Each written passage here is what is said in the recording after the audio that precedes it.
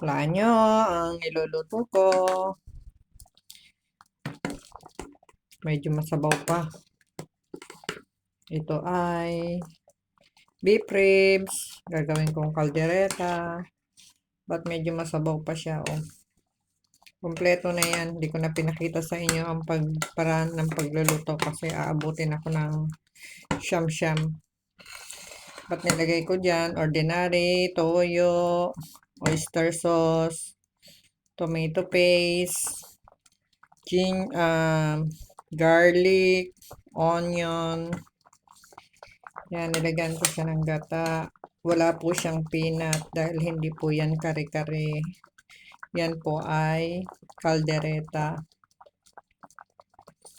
Ilagyan ko ng hot sauce instead na paminta. At ang sahog lang niya ay ito. Yan, walang potato kasi ang potato ay mataas ang content ng glucose sa katawan ng potato. Yan, lagay na natin. Lagi akong may carrots kasi maganda ang carrots sa mata, sa skin, rich in beta-carotene with vitamin A. Yung capsicum or bell pepper, maganda rin yan, antioxidant.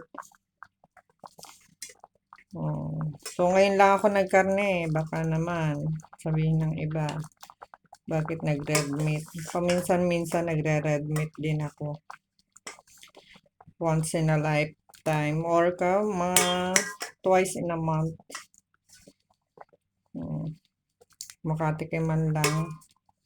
Protein, source of protein naman ng ang karne. I know, chicken, source of protein din, tsaka yung ibang gulay, pero minsan-minsan nagkikrave ka rin sa red meat. So, ikakain ka rin naman, hindi naman all the time.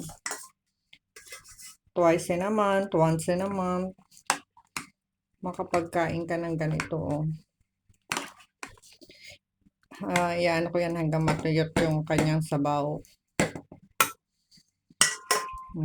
Yan po mga ka-friendship ang kaldereta ni Rena Rich. Kasi mainit sa kaya reels lang ang ginagawa ko sa kitchen. Dahil humid po dito. Nakailang damit na akong sinuot mula paggising ko. Basta nasa kitchen ako, palit na ako ng palit ng damit. Ayokong maging katulad ng iba na mag-asin-asin ang damit. Kaya yan, paanohin lang ni Rena Rich yan. Hayaan po natin magkulo-kulo. Hininaan ko. Kasi kanina tinakpan ko, oh, nag-overflow siya. Kaya hayaan mo nang walang takip. Kasi pag may takip, nag-overflow siya. Kasi may gata na siya, may timpla na. Hayaan mo lang. Ako lang naman ang nagluluto. Kaya aabot pa rin ng 6 months siyang cooking ko. Yan. Pakikita ko sa inyo mamaya ang finished product kasi I cannot stay longer in the kitchen. Okay, that's it mga friendship.